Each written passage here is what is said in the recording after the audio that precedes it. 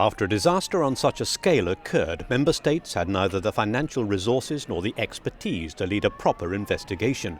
The reason being increasingly complex aircraft coupled with a higher volume of air traffic.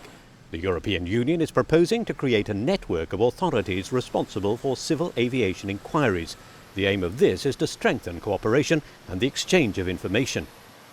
We should give technical standards that are compatible, interoperable, and then join forces. This is the important thing. If everybody sticks to his technical choice, we will never move forward. The new proposal would mean that member states would have to meet the same investigative requirements as an independent body.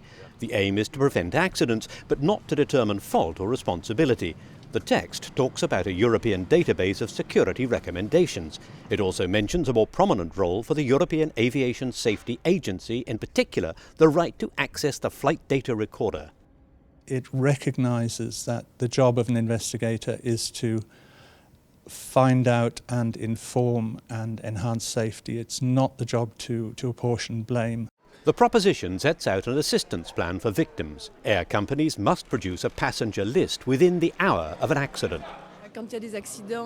When accidents happen, it's not always very clear. Families are not always treated equally, and thus the rule would greatly improve the rights of victims' families.